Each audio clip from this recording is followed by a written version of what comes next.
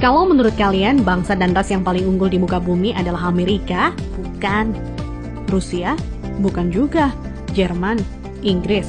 Prancis? Juga bukan. Cina? Apalagi? Bukan guys. Menurut ahli DNA dari Oxford University, Stephen Oppenheimer, pada acara bedah bukunya berjudul Eden in the East, Surga di Timur, bahwa induk peradaban manusia modern bukan berasal dari Mesir, bukan dari Mediterania, dan tidak juga dari Mesopotamia, bukan pula dari Barat apalagi Cina, tetapi peradaban manusia modern justru dari Indonesia. Iya guys, bangsa ini merupakan pewaris tunggal kejayaan bangsa-bangsa besar di masa lalu. Dan agaknya, Profesor Arisio Santos dari Brasil pun selaras dengan teori Oppenheimer. Dalam buku Atlantis The Lost Continent Finally Found, ia menyatakan bahwa titik Atlantis itu ada di Sundaland. Jadi guys, kita tidak pantas bersikap kerdil dengan memelihara sindrom inferior akut alias rasa minder terhadap bangsa luar. Kenapa? Karena nenek moyang kita dulu adalah bangsa yang unggul. Nenek moyang bangsa-bangsa. Jelas ya guys? Lantas, kenapa ada sejarawan menyebut bahwa nenek moyang kita itu tidak beradab, bodoh, penyembah berhala? Itu faktor penjajahan atau kolonisasi guys. Yakni pembodohan, pengaburan, dan pembengkokan sejarah oleh kaum penjajah. Menurut Juri Lina dalam buku Architect of Deception, Secret of Freemasonry, ada 3 cara melemahkan dan menjajah suatu negeri. Pertama, kaburkan sejarahnya. Kedua, hancurkan bukti-bukti sejarah bangsa itu hingga tidak bisa lagi diteliti dan dibuktikan kebenarannya. 3, putuskan hubungan mereka dengan para leluhur dengan mengatakan bahwa leluhur itu bodoh dan primitif. Guys, sejarah Nusantara ini dibikin oleh kaum penjajah seolah-olah hanya dimulai dari era kemerdekaan atau paling jauh di era Raja-Raja Nusantara dulu versi penjajah. Tahu nggak sih guys, ribuan tahun lalu Nusantara terbagi dalam 3 era loh. Era pertama disebut era Wangsa Keling. Wangsa artinya bangsa, sedang Keling artinya kuat. Jadi Wangsa Keling maksudnya adalah bangsa yang kuat. Konon di era ini, leluhur kita berekspansi hingga Kamboja, Vietnam atau Indochina, Thailand, Burma, Sri Lanka, India, sampai ke Madagaskar. Raja yang terkenal bernama Shailendra. Tulisan yang dipakai adalah huruf Talawa, di mana modelnya menyerupai huruf Mesir kuno dan Israel. Pusat pemerintahan di sekitar Jogja sampai ke wilayah Dieng. Maka ketika Israel mengklaim masih keturunan Moria, maksudnya adalah Gunung Muria di Dieng guys. Dieng artinya penguasa, kemudian bergeser menjadi Dahnyang atau Dayang, artinya juga penguasa. Setelah Wangsa Keling menghilang, ditengarai munculnya situs Dieng maupun Candi Borobudur. Nah, habisnya era Wangsa Keling ditandai dengan bangunan Bako atau Baki, yang artinya kuburan atau berakhir, dan ditandai dengan berdirinya Candi Boko atau Bako. Era selanjutnya adalah era Medang Kamulyan. Medang artinya kemajuan dan Kamulyan artinya kemuliaan atau kejayaan.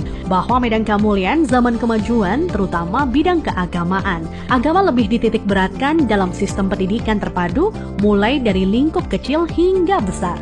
Rajanya yang terkenal adalah Ratu Boko.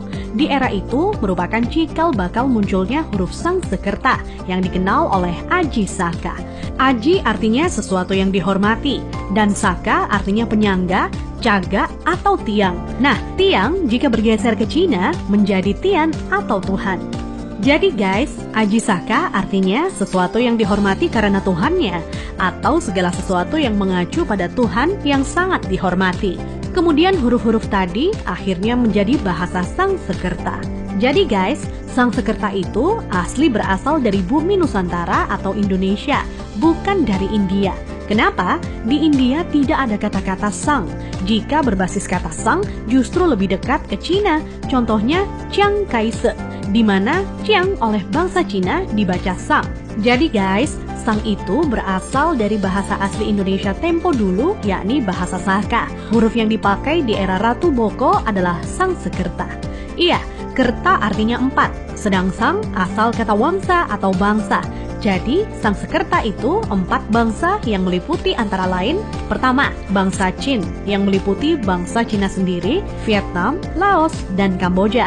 Kedua, bangsa Thai, meliputi Burma dan Thailand. Ketiga, bangsa Afrika, yakni Madagaskar, Sri Lanka, India, dan lain-lain hingga Mesir disebut sebagai bangsa Afrika. Keempat, Bani Jawa yang terdiri atas bangsa atau suku Jawa, Sumatera, Papua, sampai Kepulauan Polinesia dan Hawaii. Hingga kini, Sangsekerta kuat pengaruhnya di India dan Sri Lanka. Dari keempat bangsa tersebut, penguasa yang terkenal ialah Ratu Boko. Jika keempat unsur bangsa itu digabungkan, maka timbul istilah Nuswantara atau Nusantara. Nusa artinya pulau, antara artinya jarak, maka makna Nusantara adalah bangsa yang hidup di pulau-pulau yang tersebar dari Kepulauan Polinesia di ujung timur hingga wilayah Madagaskar atau Afrika.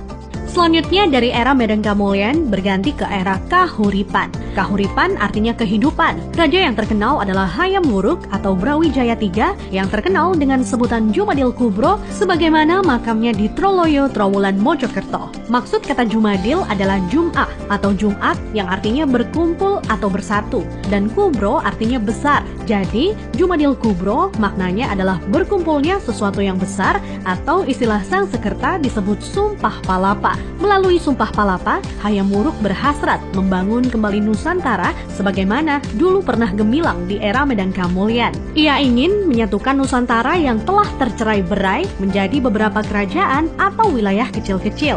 Dan patih yang melegenda adalah Gajah Mada. Nah, hal yang tidak tercatat atau dihilangkan oleh sejarah modern ialah guratan atau ukiran pada batu sumpah palapahnya Gajah Mada yang ternyata berlafazkan La ilaha illallah, tiada Tuhan kecuali Allah. Itulah guys catatan yang hilang dari sejarah leluhur kita yang menurut Arisio Santos. Leluhur kita merupakan nenek moyang bangsa-bangsa. Thanks to watching.